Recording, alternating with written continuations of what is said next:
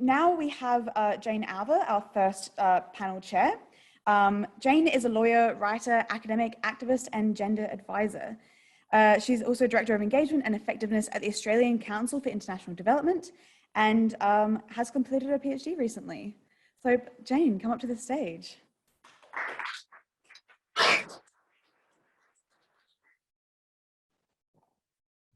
Thank you very much, Blair, and good morning, everybody. I too would like to add my acknowledgement to the traditional elders of the land on which we meet.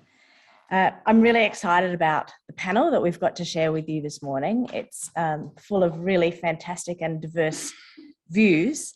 So we're going to have one speaker at a time give their 8-minute presentation, and then we'll move to Q&A. So please, while they're speaking, put your questions in the Zoom chat or get ready if you're in the room. But also, can I remind you that with the Padlet, if you hear something that one of the speakers mentions that you think we need to capture that for the submission, please add it to the Padlet. That would be really useful. Thank you. So I'd like to introduce Elizabeth Lee this morning. And Elizabeth Lee, MLA, is the ACT Liberal leader, and she's the member for Kurrajong in the ACT Legislative Assembly. And prior to entering the Legislative Assembly, Elizabeth was a lawyer, which is great because today we're talking about Parliament and legal institutions. But she was also a lecturer here at ANU. And it's wonderful that Elizabeth speaks out not only about what it's like to be a woman in Parliament, but also she speaks very much about what it's like to be a Korean Australian woman in Parliament. And she opens that space for others. So we're thrilled to have you here today, Elizabeth. Thank you so much.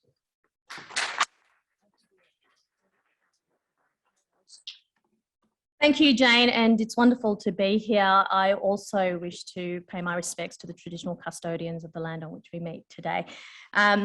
This was, when it was raised with me, number one, being a former ANU student, but also an academic here, I always am willing to put my hand up to come back and share, because I receive so much benefit from my education and my work life here that it is about giving back.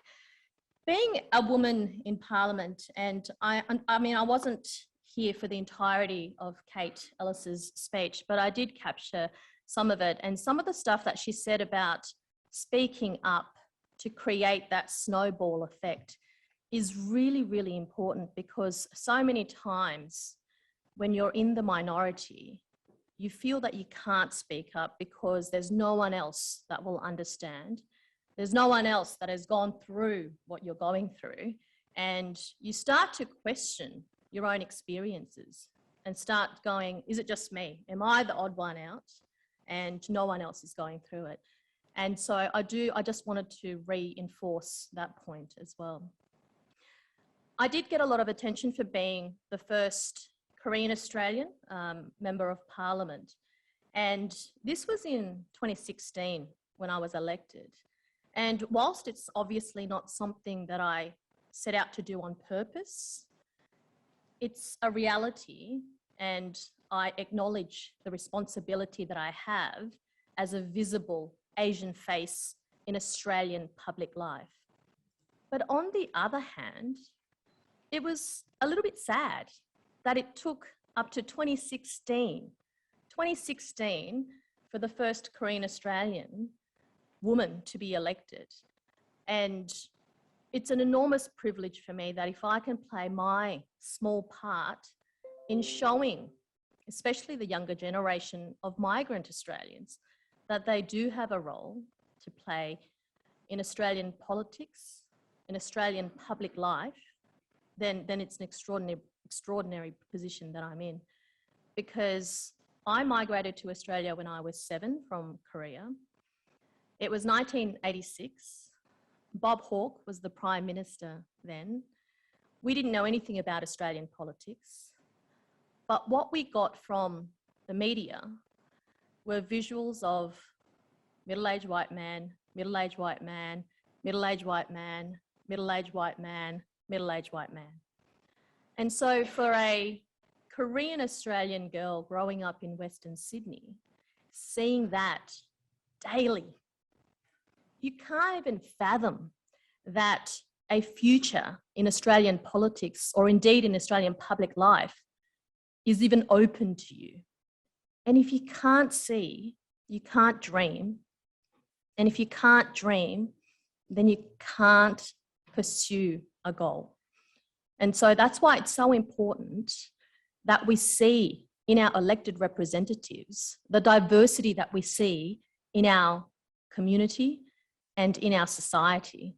And it's so especially more important for our elected representatives because we're there and our purpose is to be the voice of our community, to advocate for our community and to represent the views of our community. And for so long in Australian politics, we haven't seen that diversity. But I'm really, really privileged as well that in the ACT, not only did we achieve gender equality in 2016, but we also, in the ACT, in the Liberal Party, achieved in 2020 the first female leadership team as well. And that shouldn't be something that is out of the norm. So whilst on the one hand, it was a great thing to celebrate and mark and acknowledge, it also was, wow, it took us to 2020 to see the first female leadership team in the ACT Legislative Assembly. In terms of speaking up, I probably have struggled a lot in terms of, do I speak up about this? Do I speak up about that? Because as somebody who is from an ethnic minority, you need to find the balance, and it's really hard. You don't want to be pigeonholed into being the voice of Asian Australia. I want to be known as the person who was elected by my constituents because I'm the best person for the role. I want to be known as the person who was elected as the leader of my party because I'm the best person for the role. But if you end up speaking up about racism and about sexism, you start to get pigeonholed. And it's a really, really difficult balance. But more important than that is staying silent when you do have the opportunity and you do have the responsibility to speak up when you see injustices. From my perspective as a woman of an Asian culture, there's even more complexity in speaking up because there are so many cultural pressures not to. The stigma that surrounds sexual harassment, sexual assault, the stigma that surrounds miscarriage and stillbirth, and the stigma that surrounds body shaming is still very real to this day. It's still very real. I remember when my daughter was born, and now my daughter, my partner is Anglo, and so my daughter is mixed race. And someone actually said something to me that I still remember, that, you know, she hardly looks Asian. And they told me that as it's okay, she could get away with being white. And actually went on to say, and if she actually, you know, had a child with an Anglo, you wouldn't even be able to tell that she had Asian blood. And whilst it was a bit shocking and a bit confronting, the sad reality is that I understood why that it was an Asian person. And I knew why that person said what they did. And the reason is because they had felt the hurt of being discriminated against, of being marginalised, of being pigeonholed. And whilst as shocking as it is, the sad thing is I understood exactly what this person meant. And to think this in, you know, 2019 when she was born is actually a sad indictment of our society at the moment in terms of where we are. And that's why it is important for people who do have the voice, the privilege of having the voice, to speak up on certain issues.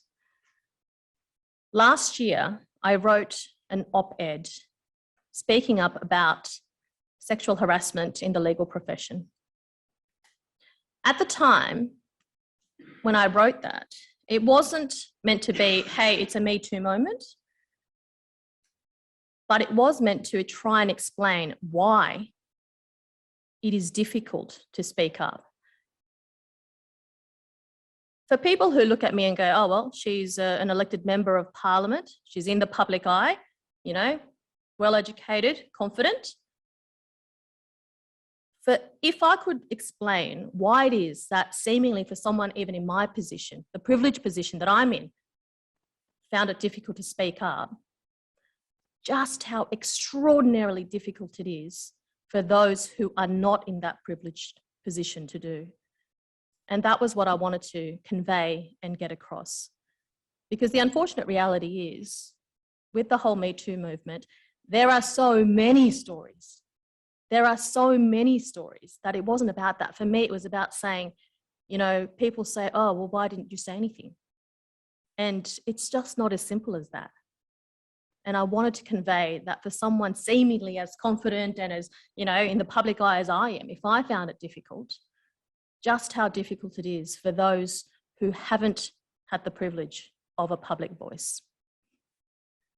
One of the things that I get asked a lot is, all right, how do you encourage other migrant, especially young women, into politics and public life? And I think Kate mentioned that, you know, struggle that she faced when she was like, I need to tell the story, but I also don't want to distract women from pursuing a life in politics. And I so get that. I so get that. Because you know what? There are days that I just want to go, why would you want to go into politics? You're crazy. And you know, there are days that I want to say that. And on the other hand, we cannot achieve the change that we need. We cannot drive the cultural change that we desperately need as a society if we don't have a seat at the table. And that's why it's important that we do so. But to do that, we need to encourage, support, and motivate our peers and those coming up in the next generation to do the same. Thank you again for inviting me to be part of this panel. I'm really looking forward to the discussion and happy to take any questions afterwards. Thank you, Jane.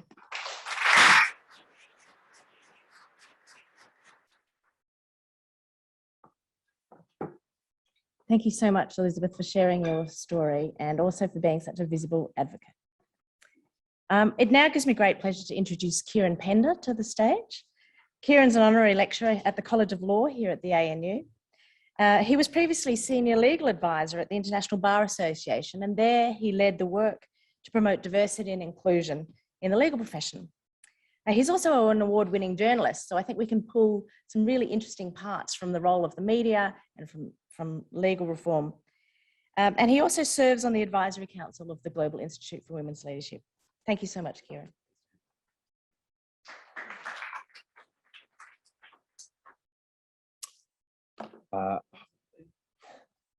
Hi, everyone. It's a real honour to be speaking here today. I also want to acknowledge the traditional owners of the land on which we meet. Sovereignty was never ceded. It's a particular honour because I think I'm the only male speaker across the program, so I feel a particular weight of obligation on my shoulders to apologise for all men. It might seem a slightly presumptuous title to say improving workplace culture, lessons from the legal profession. The legal profession is not one that has its own house in order. And so you may think, why is the legal profession lecturing to any other profession on these issues? That's a very valid point. But the reason is because the legal profession has really been through a reckoning in the last 4 years since the Me Too movement. And I've hopefully contributed positively to that reckoning.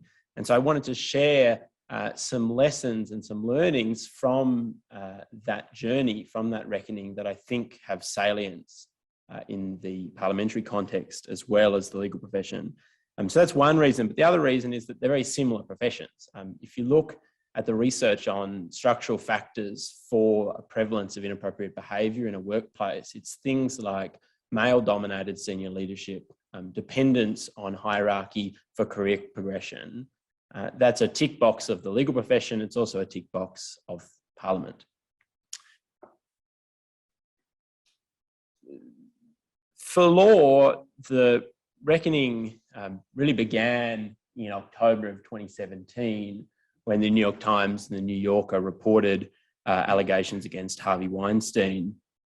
That set off a series of allegations and reporting against senior members of the legal profession all around the world. I've picked there 3 headlines from 3 newspapers in 3 different continents. I could have picked 100. It felt for a time as if every day there was a new story breaking. At the time, I was at the International Bar Association, which is the peak body for the legal profession. And obviously we were deeply troubled by this, and particularly troubled that when we engaged with the profession, often we were told that it was a case of a few bad apples. And I think the anecdotal experience of a lot of people was that wasn't the case. It was more a rotting barrel. But you know, the law is a profession built on evidence. And so we thought, well, we're going to get the evidence. That was given even more momentum in February of 2018 when two New Zealand lawyers were alleged to have sexually harassed a number of junior law clerks at the most prestigious law firm in New Zealand. And just as several years later, we had everyone congregating outside Parliament in New Zealand, they congregated outside the office of the Law Society of New Zealand in Wellington. And I think that, you know, the power you see in that image and some of that language on those signs, zero tolerance, law firms not above the law, you know, really gave added momentum to this movement that was building in the legal profession all around the world. So as I said, we went out and got the evidence. We surveyed 7,000 members of the profession from 135 countries around the world. And, you know, the numbers there on the slide are you know, frankly horrific. 1 in 2 female respondents, 1 in 3 male respondents have been bullied at work, and 1 in 3 female respondents had been sexually harassed. You know, clearly this is not good enough. And it's particularly not good enough in a profession like law that is built on the highest ethical standards. The law for literally 2 millennia now has been predicated on high moral fibre of good character as an entry requirement, and yet this was rife. And I think the same can be said about Parliament. You know, we elect people on the basis that they are fit and proper people, and yet we know what is unfortunately happening in our Parliament. In a world before COVID, we then took this research and our insight and we went all around the world and we engaged with literally thousands of stakeholders in about 30 cities around the world. Feels odd to recall that in the current era. But from those conversations with people at the coalface, people in all different parts of the law and in all different roles, grappling with these challenges, I think we were really fortunate to benefit from a number of insights, which I hope have some utility in the parliamentary context. So I wanted to touch on 4, being reporting, oversight, the broader context and momentum. We know that this is happening in law in Parliament. You know, in Australia, it was given added momentum by the Dyson-Heydon allegations, in the judicial context, by the Britain-Higgin allegations and others in the parliamentary context. But it's not being ventilated in an internal context. It's not being reported at the time it happens, or if it is reported, it's not being dealt with effectively. So a critical solution for change is improving the systems for reporting and empowering people to speak up. And empowering people to know that when they speak up, the issue will be dealt with and addressed effectively, proportionately and safely. I don't underestimate the challenge that's posed there, but I think some of the insight that law has gained in recent years has been the need for flexibility in reporting. If you have a narrow reporting pathway, very limited options, you disenfranchise people from speaking up. What we want to be doing is empowering people to speak up in whatever way they feel comfortable being heard, and that being part of the broader reporting framework. So, for example, we're seeing the increased use of anonymous reporting systems in the legal profession. What we're seeing technologically enabled solutions, what's called trust tech. In Victoria, the Victorian Bar has introduced a multifaceted reporting protocol where you can speak up anonymously and that information is not investigated, it's not used for any formal sanction processes, but it is heard by leaders of the bar and used at a broader training, oversight, education level. Now, for some people, that may be all they feel comfortable doing. And if it is, then I think we need to empower them to do that. Of course, we hope that in time they might feel comfortable speaking up at a formal reporting level, and that might lead to disciplinary action, etc. But we need to give people as many reporting pathways as possible. The number of people who reported to our survey and said, this is the first time I've told anyone about this, I think is indicative of the silence that for decades now has been enforced in the profession. And so I think in Parliament and in law, giving people options to speak up is so critical. And I think that shouldn't just be for issues of sexual harassment. When we have reporting pathways that are only for severe, serious incidents, they're not going to be accessible to people until an incident happens, and then they're going to be under so much pressure in light of what's happened, they might not be willing to go to that pathway, engage with that complexity. And so ideally, using pathways that are used for other things, having pathways that are flexible and are integrated into daily workplace, I think is emerging as best practice. Oversight, I think, is the second point. What has really moved the dial in law in the last few years has been the involvement of regulators. As I said, law is a profession founded on being a fit and proper person, and so therefore it's only natural that regulators should have a role when issues of sexual harassment are raised. Now, unfortunately, until the Me Too movement, that wasn't the case. I think regulators saw this as just a personal workplace issue, which of course it is not. But what has moved the dial, particularly in the UK and in New Zealand and increasingly in Australia, has been regulators of the profession saying, this is not okay, and if you commit sexual harassment in the profession, we are going to come after you at a regulatory level. Now, that has been benefited by an existing framework of legal profession regulation, and some of those regulators are more robust and independent than others. I don't underestimate the challenge in a parliamentary context of having a degree of independent oversight and having independent enforcement and trust that oversight body will act and will be effective. But I think that's the only way to get change. As Kate said, we need to see consequences, and consequences come with independent oversight. Recently, we surveyed about 70 legal profession regulators around the world, and we asked them, among other things, how do you prioritise sexual harassment on a scale of 1 to 10? And the median answer was 8, which I think is a huge change in what was prior to 2016 not considered part of regulatory scope. So I think change is possible at that level. Thirdly, sexual harassment does not happen in isolation.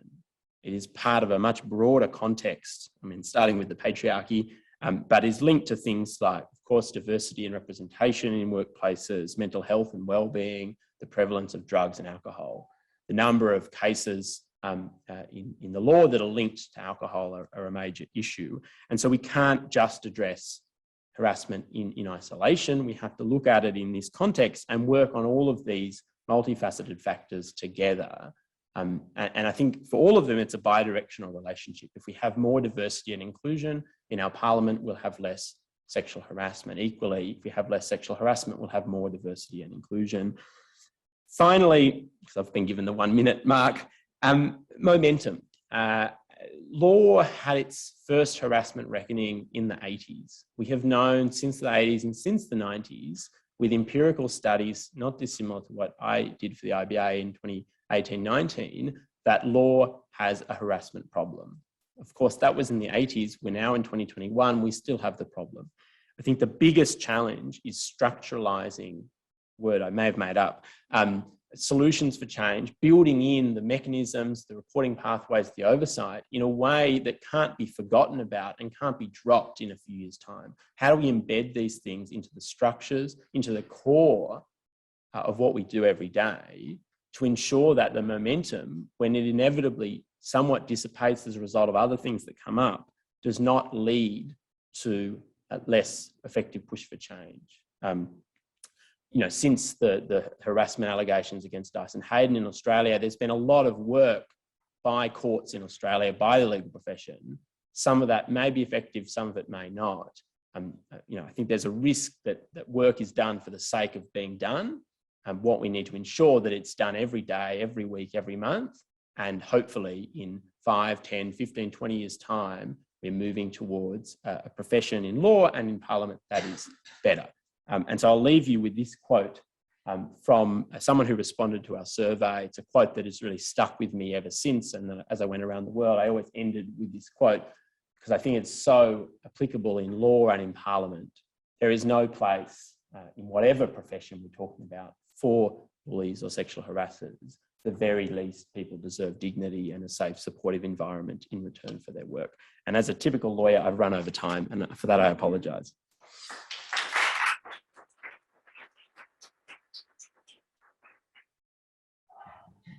Thank you so much, Kieran. And I think it's particularly pertinent to bring out both the role of the regulator, but also the ability to make anonymous complaints. So I'm hoping they're being captured in the Padlet as suggestions for our work tomorrow.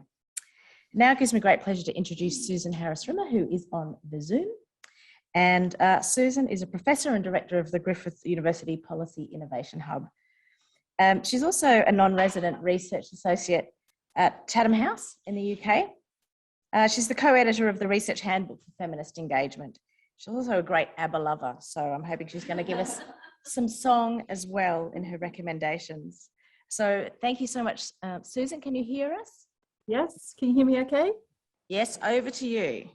Okay, the slides are all good? Yes, beautiful, excellent. Well, the ABBA song, which is relevant, I think we can all agree, is a combination of SOS and Mamma Mia. So there'll be more about that in question time. No, look, I am so privileged to be here. I want to start, as we always must, by acknowledging that I am on Turrbal and Jagera land here in Meanjin in Brisbane.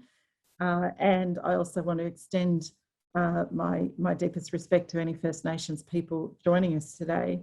And, you know, I want us to really reflect very mindfully in this discussion about what it means for First Nations women to be in this parliament, what it means for First Nations men to be in this parliament, and the kind of the ongoing debate about the voice to parliament that's happening at the moment. So more of that anon. I am focused in my 8 minutes today on this idea of, I guess, the parliament is a very special workplace, that it has both symbolic significance as a national representation of Australian culture, but also that it is the place that makes workplace rules for the rest of us and has an exemplary idea. So what Kate was explaining, that there is a deep resonance with what happens to equality and diversity issues in Parliament that go beyond other institutions. And some of my work has been around the Defence Force, and I think there's you know, most of these large organisations that have constitutional and representational power in our imagination about what it means to be Australian. These debates about equality and inclusion have particular weight and import. And so here's some ideas I want to put forward. I'm in incredible and loud support of a code of ethics for Parliament. I have been for some time, and back in the early 90s worked with Margaret Reynolds about a race code of ethics because of the way asylum seekers were being treated at that time, which unfortunately didn't get traction. But this idea that our Parliament should have a strong code of ethics, I think is something that is decades overdue. But I want to turn our attention here today with, if we impose some of these excellent reforms that Kate has mentioned, that Kieran has mentioned, that Matilda has mentioned, we still have an issue with historical injustice in Parliament that I think is very important, and I will explain why. So you'll see in the next slide that we have Simon Birmingham, the Finance Minister, explaining that there will be no historic claims in the current inquiry around particular issues of harassment and discrimination at the Parliament. Unlikely to go through history indefinitely was the phrase, which a very intense description of what was happening. And that triggered a lot of thoughts for me, because it was very similar to the kinds of incident, scandal-driven reform that the Defence Force also went through, and that other parliaments have gone through, that we'll hear in more detail about in the fourth panel today. So my argument in this paper, if you go to the next slide, is that really we clearly have a pattern of structural behaviour in the Commonwealth Parliament, as in other state parliaments as well, which shows a structural impediment for various kinds of diversity and a silencing of different types of marginal and excluded groups to a very high level of intimidation and exclusion. And so we know at these moments of transition that we have serious problems with making sure those past injustices are rectified, but also that the path forward removes those structural issues. So we may be able to get justice for an individual case, even as difficult as that is, like Brittany Higgins, but we have a deeper issue of structural injustice to deal with as well in other cases. So I believe these scandal-driven responses that don't deal with history are doomed to have limited transformative effect on our parliaments, my major idea, which I want us to really grapple with today. So here are some of the questions I've been thinking about, which is on the next slide, which is these issues of, you know, why did Australia wait for a series of scandals to undertake some of these reforms? We had all the practice of our like-minded parliaments in Canada and New Zealand, the US and the UK going through these issues. There was no need to drag our feet on this issue, and instead now we've had a series of difficult scandals that are prompting reform. There was no need to rule out historical claims, and we've seen in other particular very recent examples that if you don't deal with historical claims, you have serious issues for reform going forward. So just looking at the imperative to drive to deal with historical injustice. So part of the academic part of this paper is to really show to you that even when you try to deal with this historical imperative, you're going to have some serious issues. So if we look at the field of transitional justice, which is one of my fields, we know that when there's a moment of deep transition, there are serious issues for gender and for other modes of exclusion as well. So you can get a narrow, very narrow focus on sexual harms that can silence other types of harms or other types of structural inequality. There can be groups of people that are silenced. So you heard Kate say we weren't thinking about staffers. There is a village of people in Parliament House. I used to work at the Parliamentary Library. I can tell you there was a culture of pretty toxic, a different type of genteel toxic masculinity in some of the areas of Parliament.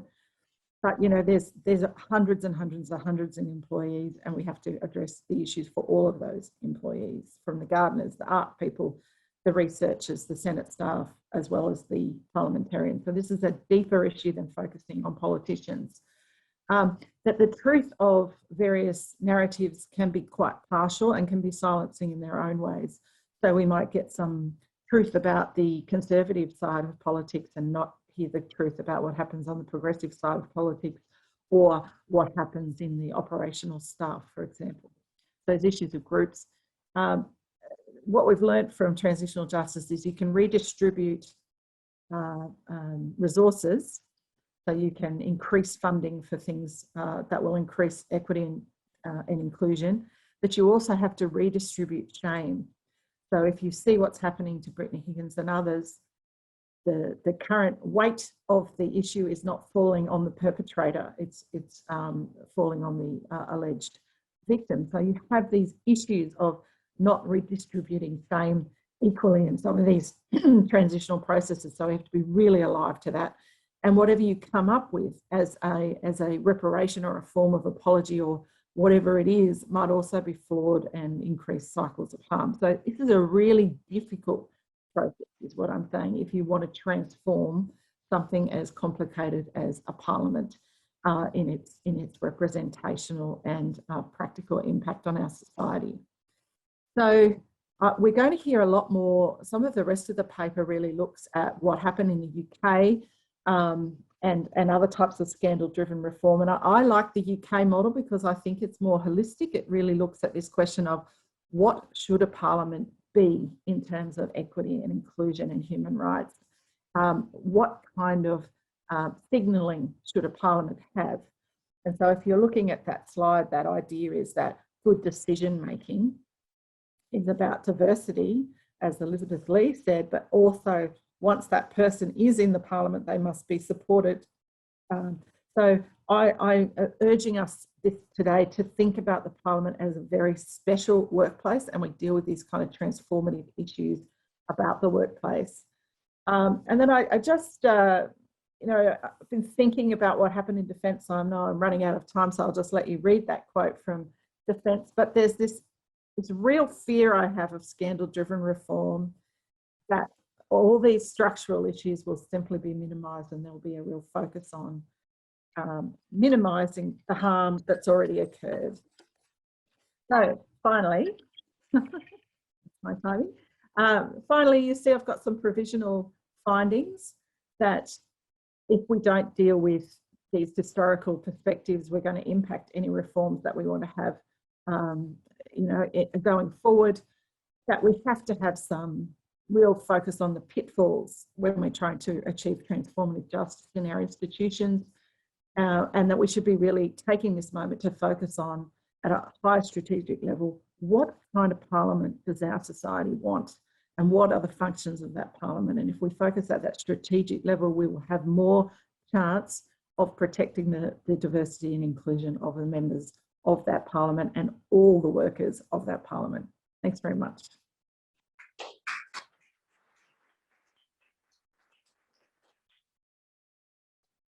Thank you very much for that, Sue. It was great to hear some very practical recommendations too at the end that we can pick up into our submission. And I particularly also like the insistence on the inclusion of both staffers, but also aggressions beyond sexual aggressions. I know as an 18-year-old intern in Parliament House, I can tell you stories that make your hair curl.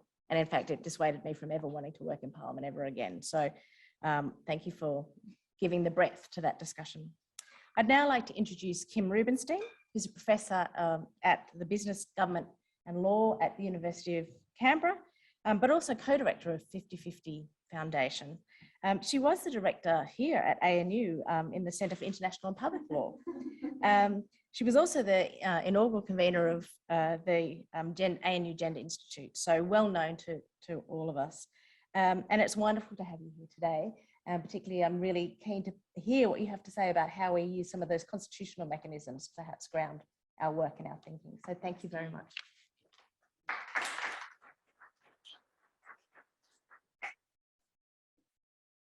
I'm going to set my own time here so that I'm making sure that I fit in that 8 minutes.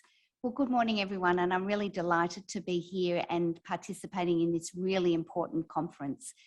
And in many ways, I'm really grateful for the opportunity to return to some of the work that I began in the 1990s, which really was the beginning of my interest in integrating my work on citizenship with gender issues. And it is about going back to the very foundations of our constitutional structure to understand how it implicates and directs and influences current issues. And that applies across the board. And to recognise that foundationally, I also do want to acknowledge the traditional owners on the land on which we are meeting and pay my respects to their elders, past, present and emerging, in also recognising, in speaking about constitutional issues, that we must address the absence of those traditional custodians in the ways in which we run our society, and call it at my own personal support and work towards a voice to Parliament as a constitutional need and mechanism that has to happen. And in the same vein, to go back to our constitutional structures in thinking about its own framing and the absence not only of Indigenous men and women, but the absence of white women in that framing and the impact that that has had on our constitutional foundations. And to remember with joy, Catherine Helen Spence, who was the first woman who ran as a political candidate in Australia to be one of those framers. And in fact, Catherine Helen Spence was a real promoter of the hair proportional system. She was saying that we need to think about proportional representation as a framework for enabling more diversity in Parliament. It just so happens that Andrew Inglis Clark was the person who actually got to the convention debates, and he was a good guy because he also promoted proportional representation. And in fact, in Australia to this very day, it's referred to as the Hare-Clark system. But of course, it should be referred to as the Hare-Spence system. And indeed, you can walk past Andrew Inglis Clark outside Constitution Avenue, the newest formed statue. And I hope before too long, and I'm looking across at you at Elizabeth as I say this, that we will have Catherine Helen Spence on the opposite corner with a new statue to her, showing her in conversation with Andrew Inglis. Yeah, I'm adding to the lobby. Because she and her engagement with him was foundational to that aspect that I think we can pay tribute to. And in fact, we see in the ACT legislature itself a much more diverse parliament by virtue of that system of voting. And voting is just one of the frames within which we see how power plays out in society. If we look at our constitutional system, we also can see that we have a federal system. Now, a federal system, I've argued, is also important in terms of recognising the importance of sharing power.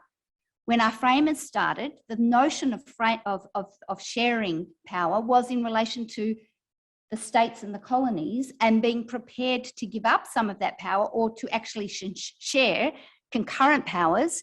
And again, without being too political, like quarantine, for instance, concurrent powers that would enable us as a society to better operate for the needs of the people. But because of the absence of women, there hasn't been enough attention to ways in which we can ensure we have a more diverse parliament. And in fact, Elizabeth Evatt, at the time of the debates around a new constitutional convention back in the late 1990s to do with the Republic, reminded everyone of the fact that we can see that women weren't present at the framing because, of course, the requirement that our capital, Canberra, where we are very proudly standing today, it was mandated that the capital should be nowhere closer than 100 miles from Sydney because of the debate that was going between Melbourne and Sydney as to where the capital would be. And as she said no woman, and I would say no parent caring for their children would have been supportive of creating a workplace that it was at least 100 miles away from where you live. And perhaps, in fact, one of the positives from COVID has been that we've seen that Parliament perhaps can operate as a workplace for people outside of the capital, and the opportunities for members to be more participating more from their homes, as well as incorporating our homes as workplaces, again with its own intended issues that we can come back to, but that there are different mechanisms of ensuring that we have more diverse lived experiences in our parliamentary structures.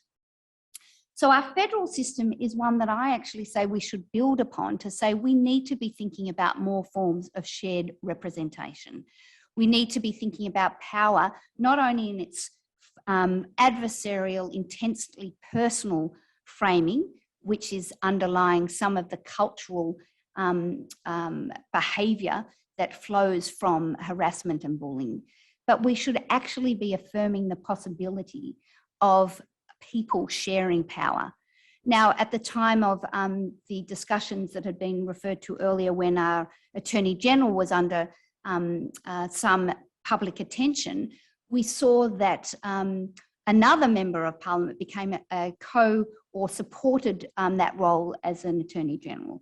So one of the ideas that I think can come from some of those instances is to think, well, what about thinking about having shared ministries so that you would have two people in the role as Attorney General? But I'm wanting to think from that sort of structural level back to basic representation as a way structurally of thinking about how we can diffuse and contest the way power is exercised.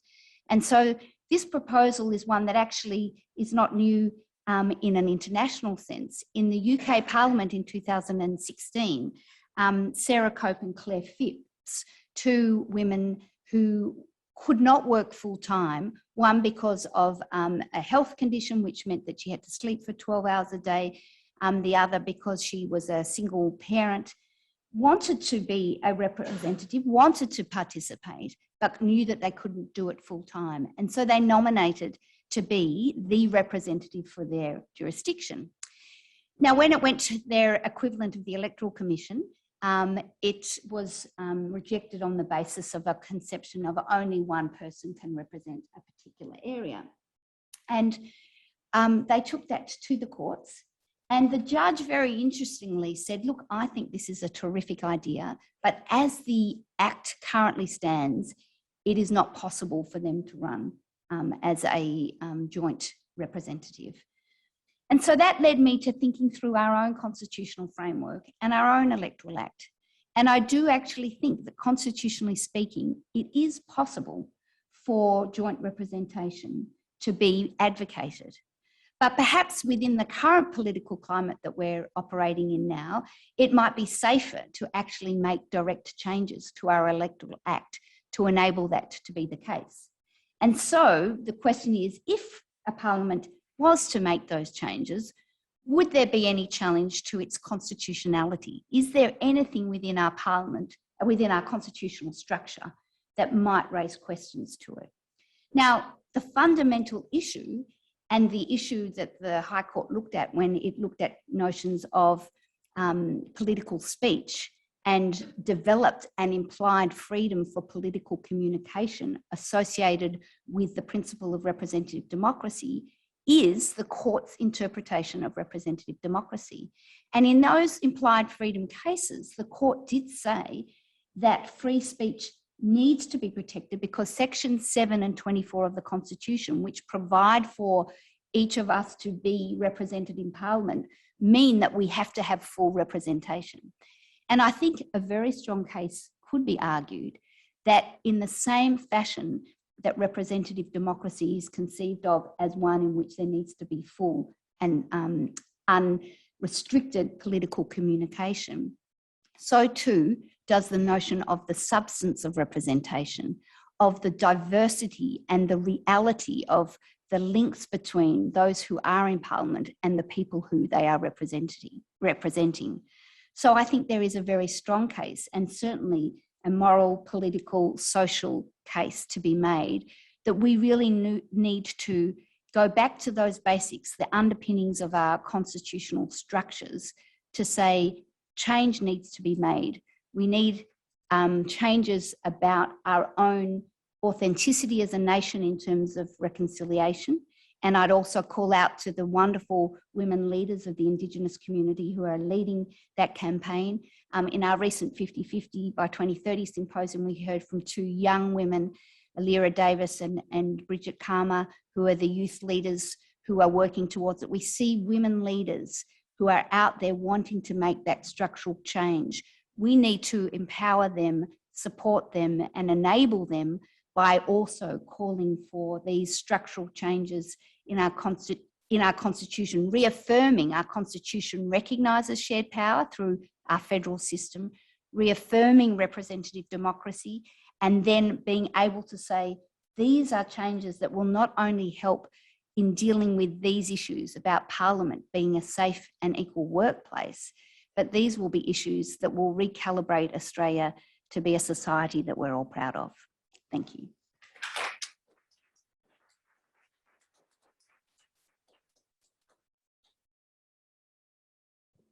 Thank you very much, Kim, and thank you also for walking the talk. Your research is not only about co-convening, but you do it in your everyday work. So thank you for showing the way. I'd now like to introduce Caitlin Figueiredo to come to the stage. Caitlin is the founder and CEO of Jasiri Australia, and she's also worked a lot with pathways into politics for young women across the Asia and the Pacific. And she's worked with a lot of federal ministers and government departments and NGOs, so I know she'll have a lot to say around how practical ways that we can introduce more women and not put young women off, as Kate mentioned in her keynote speech. So thank you very much, Caitlin. Good morning, everyone. Thank you so much for inviting me here today. I too would like to acknowledge that we're meeting on the lands of the Ngunnawal and the Ngambri people, and that sovereignty was never ceded. So ever since I can remember, I have been a crazy obsessed Ozpol nerd. No, I'm literally not kidding. I was 11 years old on a cruise ship, and instead of going out with my family to go have dinner, I stayed at home in my cabin on my bunk bed watching the 2007 election. But my family has always been involved in politics. My auntie, who recently died of COVID in India, was the first woman ever to represent Goa in the Portuguese parliament. And my father, was able to leave Kenya and escape with his family to Australia, only because the White Australia policy had ended the year previously. But today in 2021, as we celebrate the 100 years since the first woman was elected in Australian Parliament, we're still fighting for women, especially young women and women of diverse backgrounds, to be included in all places where power is made. In 2017, after being approached by young women disillusioned by our political process, this is just after Trump got elected, and tired of being left out by our system, I decided to found Jasiri Australia. So Jasiri is a youth-led social enterprise on a mission to unleash a courageous generation of young women, and we're really proud to have Elizabeth as our ambassador. So Jasiri means courageous and bold in my family's traditional language, Swahili. I named my organization Jasiri because advancing human rights and progressing equality within politics takes a bold vision and courageous action. Our vision is to make democracies everywhere, inclusive of, accessible to, and accountable for all women. And accessible for all women. We aim to build the capacity of young women around the Asia Pacific and bridge power structures to mobilize them to change the face of leadership. We run a program called Girls Take Over Parliament. It is an incubator run across the Asia Pacific that makes politics simple and provides them with a direct access into politics. Annually, we work with over 120 politicians across every single party, including independents, and we supported over 500 young women to take over Parliament, to go behind the scenes, partner with political leaders, and experience what it's like to be a politician. They receive leadership training and mentoring support. Over the last 4 years, over 60% of our graduates within 1 year between the ages of 10 to 24 have gone on to leadership positions. These young women have gone home to their own countries, have built schools for India for girls. They have become global advocates for representing Australia at the United Nations. They have sat on government committees, advisory boards. They have founded NGOs and even run for office.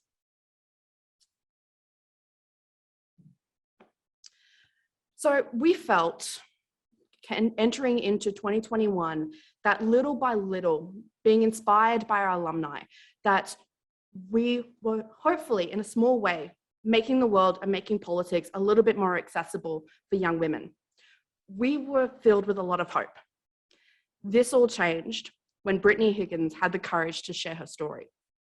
After Brittany's story broke, my team quickly began checking in with our alumni to see if they were okay. They were not. Okay, this is going to get hard. So we ran an internal alumni survey to see if their aspirations to run for politics had changed because of recent events. After graduating the program, we always ask our alumni, what are their political ambitions? 95% of our alumni come out of our program saying that they want to be involved in politics in one way or form. 100% of them say that they feel more inspired and connected to our political system and our democracy from being engaged in our programs.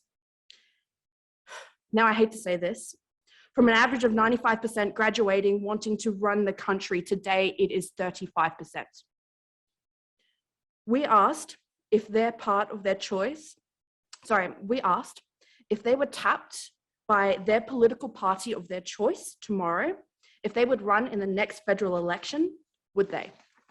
9 out of 10 said right now, there is no way they would consider running for office because of the political apathy of reform.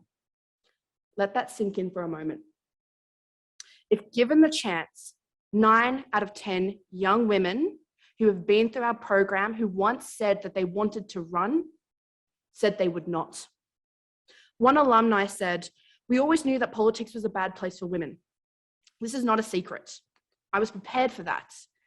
But what happened to Brittany just showed me that if they won't protect their staffers, I have no faith that they'd protect me if I run, and if I won.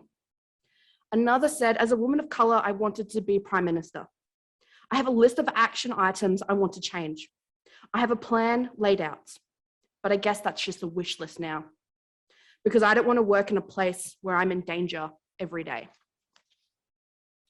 I cannot tell you how heartbreaking it is to hear that what these young women are telling us. They want to be engaged in politics, but they don't feel safe. They don't feel like their voices are being heard. They don't feel like the women in politics are being supported or even considered as human beings. That was a consistent theme, that they don't feel like they are considered or treated as human beings. It feels like we're setting up our country for failure. By not making politics safe for every individual, we're actively discouraging the next generation of young women and leaders from wanting to enter public service, from wanting to shape our country for the better. It is a dark day for our democracy if young women fear entering politics in the case that they will be abused, sexually assaulted, and raped. What is happening right now in our country is a legacy of sexist and racist political systems that was created exclusively by and for men. Our system was designed to keep women, people of colour, and Indigenous people out of the realms of power. No wonder there is an active boys' club. When Edith Lyons and Dorothy Tangley became the first women elected in Parliament 40 years after its creation, there wasn't even a bathroom for them. Not once did the architects even consider that a woman would be a political representative. And even though the current Parliament has a ton of bathrooms for women, the legacy and exclusion of inaccessibility remains. After the survey came out, a friend of mine asked if Jasiri was still going to run Girls Take Over Parliament. That don't I, as the CEO, have a duty of care not to put them in harm's way? That question sent me to a very, very dark and a very dangerous space. Over the last 4 months, I have been experiencing crippling depression. Many of my organisation's executives, who are survivors of violence themselves, were deeply affected by the political landscape. Many of them, 50% of them, have now resigned from the organisation because of their mental health. Even when I speak to you today, I am numb and I am on the verge of tears because of what we have been experiencing.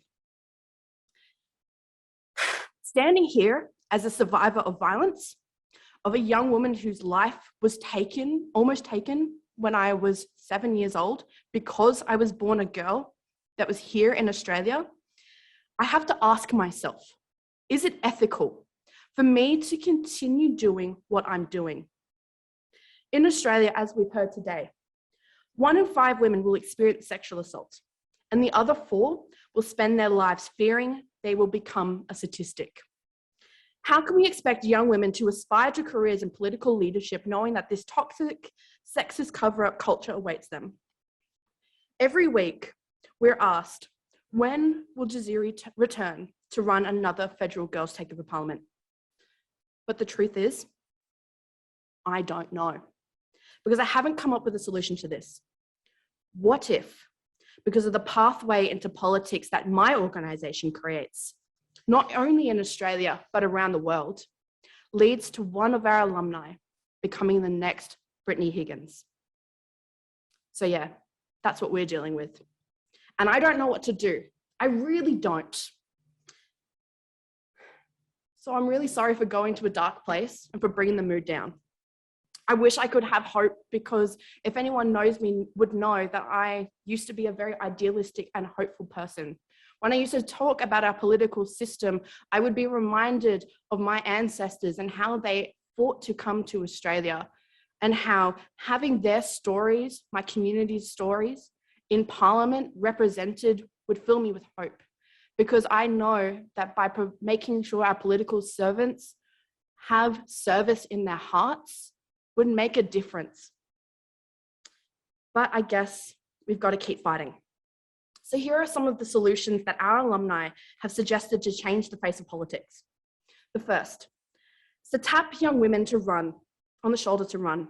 There is a misconception that one day they'll reach an inflection point between being too young and too inexperienced to run to being eligible. As Natasha Stott-Despoja showed 26 years ago, this isn't the case. So if you're in a political party, mentor young women and champion them to run for office. Second, sponsor young women to receive leadership training. And when they do decide to run for office, show up and support their campaigns, either financially, through door knocking, or even just being a shoulder to cry on. And three, get those who are outside of this room into rooms like this. At the end of the day, we are not the ones we need to convince for change. It is the people in power, it is the voters who need to join our cause. This year marks the 100th anniversary of the first woman being elected to an Australian Parliament. Let's not wait for another 100 years of change. Thank you.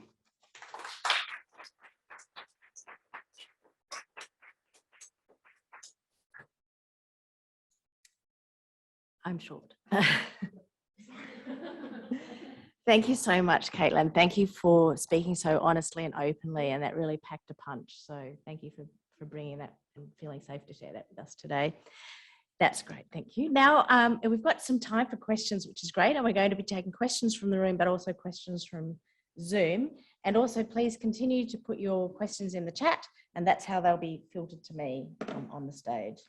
I'm going to get Michelle to unlock that for me, please, while we start with a question from the room. Who'd like to go? Yes, thank you. You talked about growing up in 1980s Australia and lots of middle-aged white men. And I, thought I can relate to that. What was it? Can you remember a moment when you thought, even though I don't have a role model, someone who looks like me, was there a moment where you actually, what was it that made you different? Because I think we could all learn lessons from that. If it was, may not have been a lightning role moment, but can you remember what gave you that extra try where so many other people will say, too full of middle-aged white men?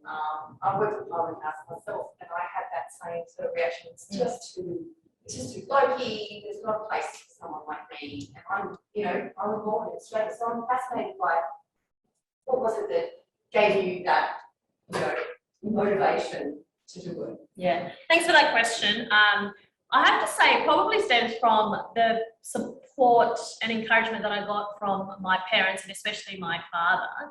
He doesn't know anything about, or didn't know anything about Australian politics, but he was always very, very engaged in community, like service, and always embedded in us, so my sisters and I, this notion that each of us have a positive contribution to make to our society, and make sure that you find yours, And he would say to me things like, you became a lawyer, that's a really noble profession, you want to, and then you became a lecturer, and that's a really noble profession as well. But is it the thing, that the most important thing that you think that you can do to contribute to our society? And it actually got me thinking at that time. And during my legal practice, I'd been very heavily involved with the Law Society, and a part of it is actually ignorance is bliss, because I didn't know at the time, but somebody said, how long have you been involved in legal politics? And I'm like, what? Am I involved in what? I just was giving back to my profession.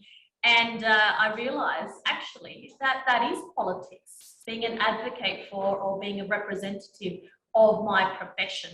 And then I thought, I really enjoy this role. I think I'm fairly good at it.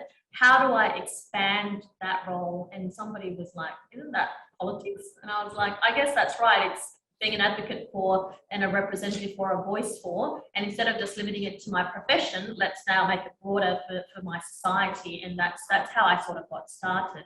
But I think I was very lucky that he wouldn't see it that way because he wouldn't know the terminology. But I think my dad's one of the original feminists, to be honest.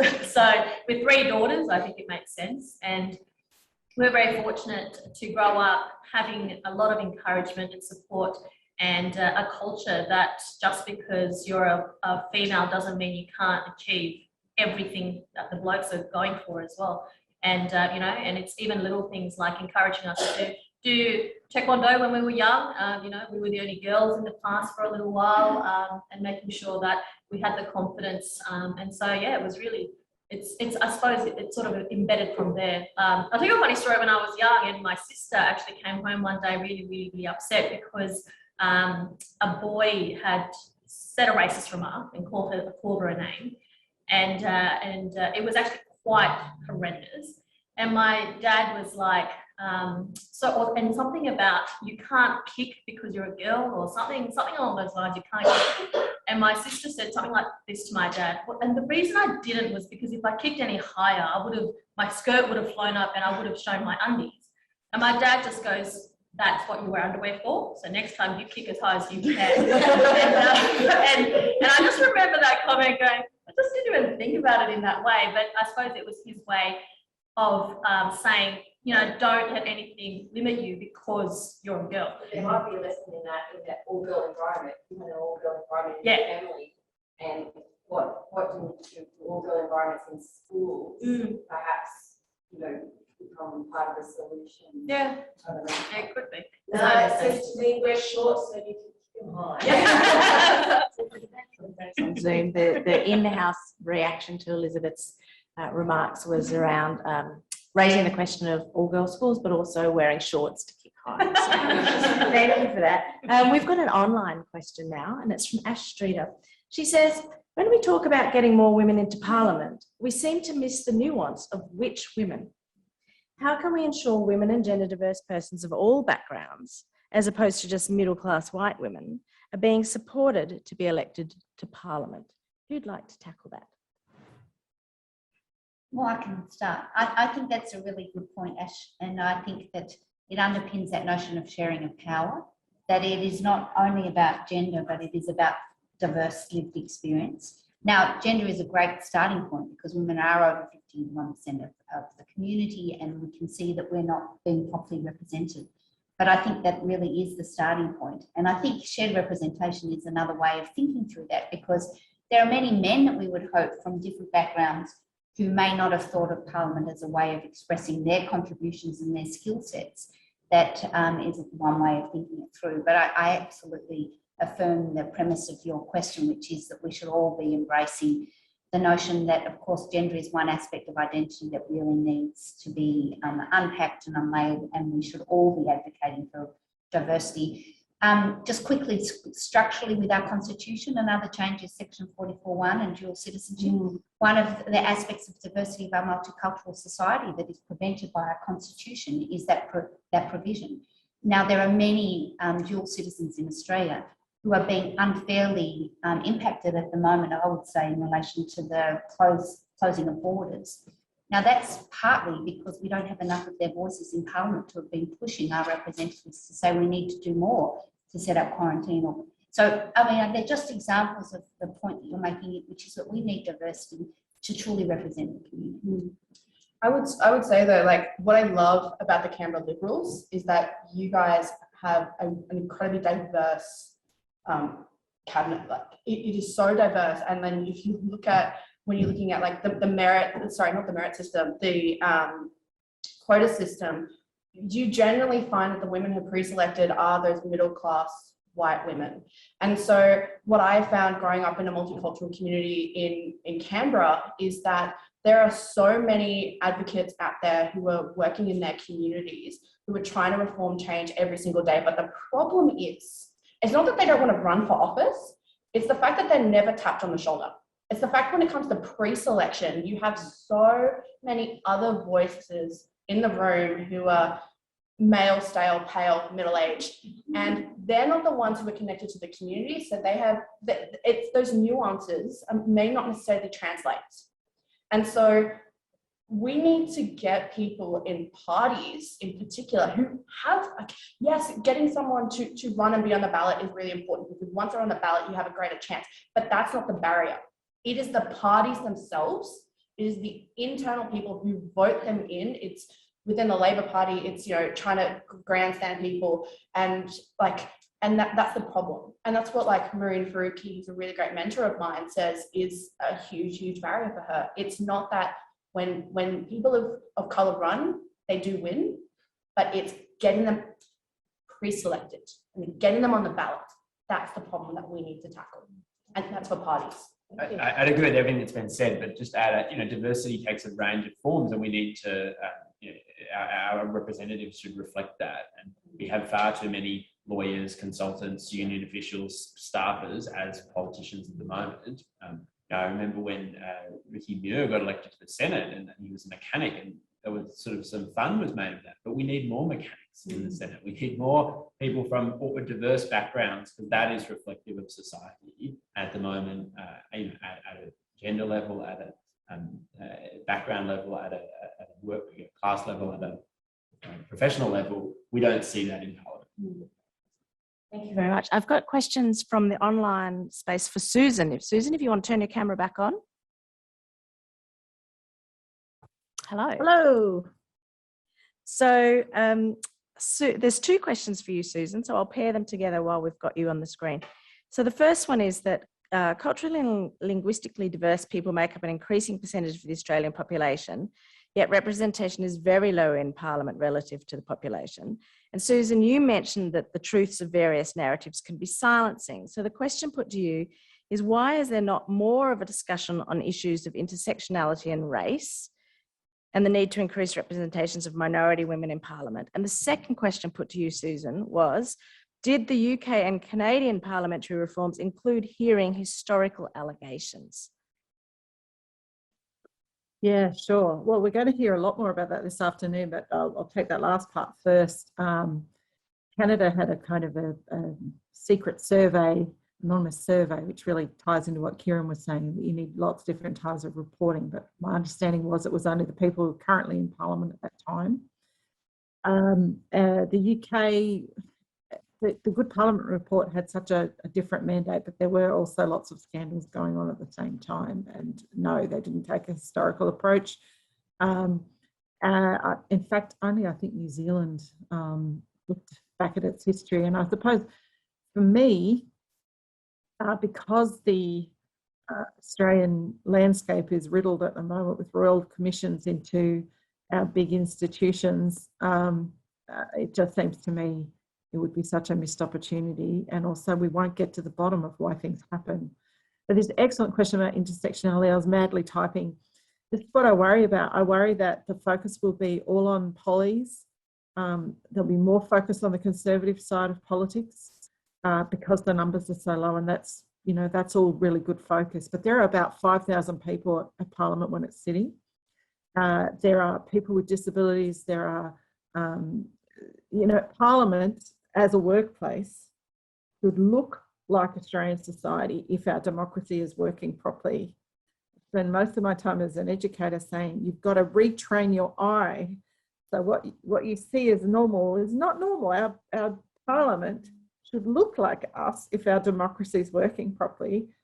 If our democracy doesn't look like, if our Parliament doesn't look like us, that is a failure in the democratic process. And that also extends to all the other people that work in Parliament. So if all the Senate staff, you know, look a particular way and are a very homogenous group, that is also bad for our deliberative process, right? So we've got to retrain the way we think. So that means that we should be looking at people of colour in our Parliament as really much more normal than it is. So what you have is our Parliament who looks like a, you know, a Channel 10 soapy instead of reality, right? So yeah, we have to retrain our eye, and that's why I think these intersectional issues are so important. And I particularly think if we can get some of these issues right around First Nations people, it will help us to a great deal to understanding the way that our democracy is served, but also we will just get better legislation. It has a real impact on the way we now deliberate about the kind of Australia we want to be because of the limitations of our Parliament. Thank you very much. I'll take another question from the room. Yes, up the back. I wanted to come back to the point about consequences, and Kieran talks about regulators in the legal profession enforcing code of conduct. In the constitutional context, I think, you know, we don't really have a charter or a bill of rights, you know, and you know, as a politician, we know that there's a real self-interest in not changing the rules, like the status quo kind of since then. So how, I'm really interested in how you think that we can see change in a way that makes MPs more exerters more accountable, and in a really independent way. What are the tools to make that happen? So for the benefit of the people on the Zoom, the question was, how can we, what tools have we got that can make people more accountable and noting that we don't have a Bill of Rights. So it was addressed to Kieran and Kim. I mean, yeah, that's a very good question, and $1 million question, arguably. I think one is institutions, and so Parliament can create bodies, ombuds, ombuds people, I suppose. There's actually a Swedish word which is gender neutral, but and so I think there's an internal dimension, and then Parliament can give them teeth. And yes, I appreciate that there's perhaps no self-interest in that, but if Parliament really did want change, then that is what it needs to do. It needs to create oversight bodies internally and give them teeth. And then I guess the other area of consequences is the law. Now we know that unfortunately too many people who go through our legal system in relation to harassment, sexual assault, don't have a good experience. And so we have to continue to improve the law to ensure they do. But at the moment, Parliament is sort of this black hole when it comes to the law. There's a number of carve-outs in different pieces of law that means there's not proper legal accountability in Parliament. I mean, to give an example, an area of expertise for me is whistleblowing. Our federal public sector whistleblowing law doesn't apply to politicians and their staff at both the level of protection, but also as perpetrators.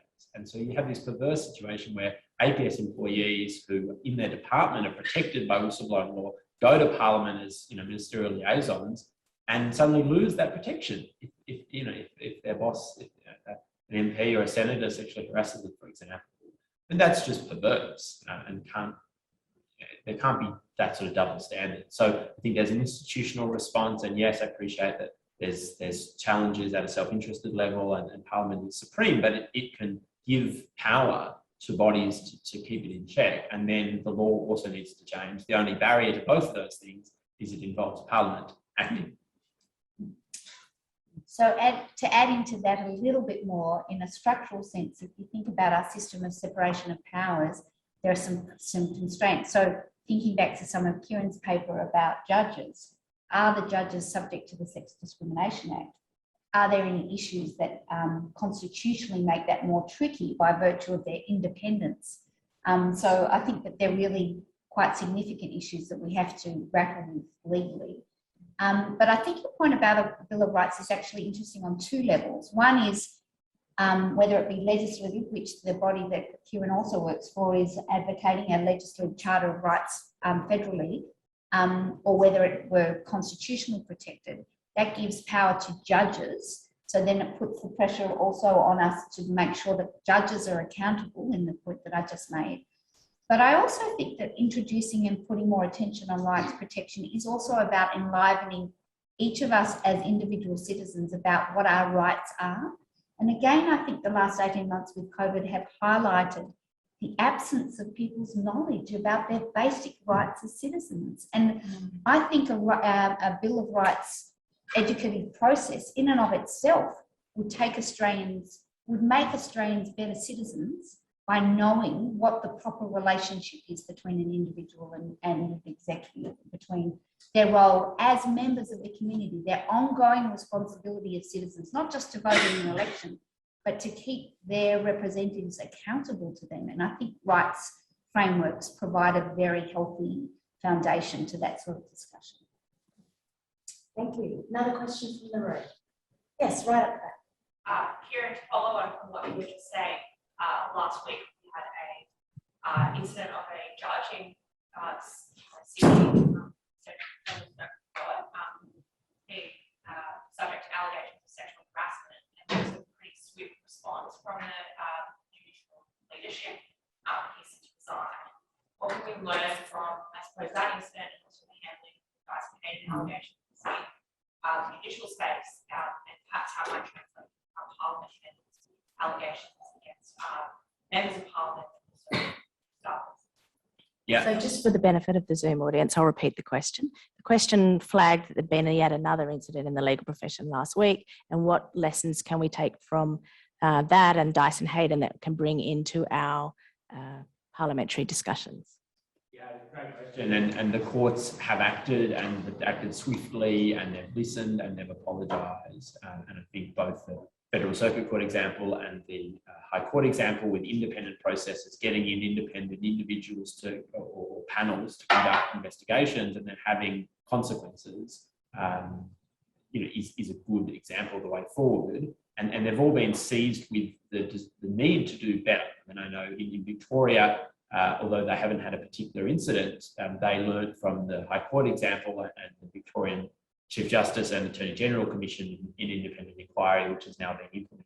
So, obviously that sort of presages then the Jenkins review, and hopefully the government will act on that. But I think being seized of the moment of a particular incident to then look at structural reform is so important, and listening and being independent and undertaking reviews and inquiries. And I think the way that the Morrison government has responded to the Brittany Higgins allegations stand in stark contrast to the way that the High Court and the Federal Circuit Court have responded to these individual incidents. And I think that's a fairly damning indictment of the government. Can I just add one other point which flows directly from that statement? It's really interesting to reflect on the composition of the High Court at the time of the Dyson Hayden accusations. And in fact, it's the first time, if we look at the High Court's composition, up until the 1990s, there were no women. Mary Gordon was the first High Court judge. It took a while, but we are now 3 of the 7, and the Chief Justice is a woman. And I think that is really significant in this being the first time that these things have been taken seriously. And I think that it speaks to the mission of the 50/50 by 2030 Foundation, that it's not just about the numbers that change, but that the numbers may have, not necessarily always, but may have the capacity to address and recognise and actually hear the cultural needs. And so I think the fact that Chief Justice Susan Kiefel was the one who was responsible, and she had 2 other women judges sitting with her. We've still got to get to the point where we have 4 women judges on the High Court. Or 7. Or 7. But the contrast is a parliament where we don't have equal numbers of women, and not only equal numbers of women, but in those central power, in cabinet, in the executive review committee, in those financial areas. And I think that speaks to the difference of response. Another question from Zoom. It's addressed to Caitlin. If young women don't want to run for Parliament, and why would they, how can we hope that there'd be agreement or opportunity to change the representation of Parliament if the blokes remain there, erasing women, erasing truth, erasing the stories of victims? What are the ways we can create this change? And this is a question from Deborah May. I'm going to get Elizabeth to speak to this as well. She says, and as Audre Lorde says, if we cannot dismantle the master's house using the master's tools. So Elizabeth, you're within the master's house. And so I'd be keen to hear your reflection too, that you're inside the tent. What change can you make from inside the tent? Thank you. So that's the $1 million question. It's how, if young women are feeling unsafe, how do we encourage them to run for politics if the system is unsafe? But then at the same time, what we have found is that there are still young women who want to run for office. Now, once upon a time, I still think I kind of do, but I'll see what happens after the inquiry comes out. Once upon a time, I said I wanted to be the youngest female prime minister, the youngest prime minister in the country. Now, with the way that politics is heading, I don't know if I want to, because I don't want to put myself in that situation where I'm going to be triggered consistently. And so I asked our alumni this, and they said, a lot of them said, right now, at this point in time, we're not hopeful. But because of the programs that we run, because of meeting women like Elizabeth, because meeting women like Tanya Plibersek, because meeting women like Marian Faruqi, and it goes on and on from all sides of Parliament. There are champions within Parliament right now, those who've come before us, who are still supporting young women. There is hope out there. So the question is, how can we change the minds of those who are currently within Parliament to actually start supporting young people? And right now, Kate Ellis was the first. So she was the Minister for Youth. And right now in Australia, we have the Australian Youth Coalition, which I'm the co-chair of, and that's the peak representative body of young people. We advocated for a Minister for Youth within government, and they brought one on. And we now have youth affairs within cabinet. But there is no real funding for youth bodies. So how are we meant to educate young people, support them to be civically engaged if there's no funding?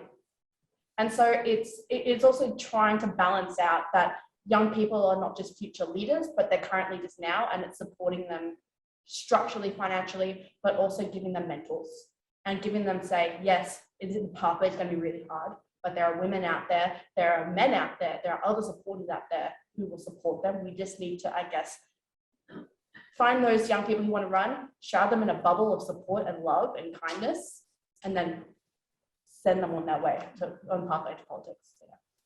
Elizabeth? Yeah, thank you. I think that was a really important question, and you're right, because you can't really fathom something if you don't see it, and you need to see it, and for too long that you just haven't been able to see it. And for me, it's almost weird, but I sort of looked at it this way because I can't see me, of course. I'm sitting here, and I know that everyone looks and sees that I look different from this panel. I don't see it. So for me, I look the same as everybody else. So I have every right to be here like everybody else. But it's not always the case when you're looking in from the outside. It is a case of, that circular argument and something, and that needs to be a circuit breaker. So, the women who are going, I don't want to go into this place, why would I subject myself to it? But we can only change it if we get more women into this place as well. And that circuit breaker needs to come in. I'm not saying that I know all the answers and I have it all, but I would hope that being in the role that I'm in now, which is a great privilege, and the fact that I'm the leader, so I do get more exposure, I would hope gives off a little bit more public perception that we do belong here. The other thing is also, can I just add this as well? We talked about sort of the culturally diverse people and the intersectionality, and that's a really important discussion at the moment that's happening publicly. One of the things that I've said is we need to move on from now calling for more diversity in our public roles to making sure that the women or the people from a minority background who do make it into these places are not made to feel grateful that they're included. It's no longer that. I've been saying to a lot of the multicultural groups, you are there because you have value to bring to this organisation or to this forum or to this discussion. It's not because, oh, thanks for including me. And I think we are more sophisticated than that, and we need to aspire to that. And I really hope that the more I get out there and talk to young women in that regard, that they will see that and that we can inspire them to put their hands. Can I just add that Nigel Nguyen made that point beautifully in her National Press Club address, that being critical of your environment is about your commitment to making it a better place, and that the response that one should be grateful for being here and that there should be no consequence, I think makes your point very strongly too. That we should all be grateful because we want that to enhance our society. It's good for everyone and our society as a whole. And I can see that there were many more hands up in the room, but we've run out of time for this session. But please, if you do have further questions, continue to put them in the Padlet, put them in the Zoom chat. But for now, please join me in thanking this panel for a wonderful opening session.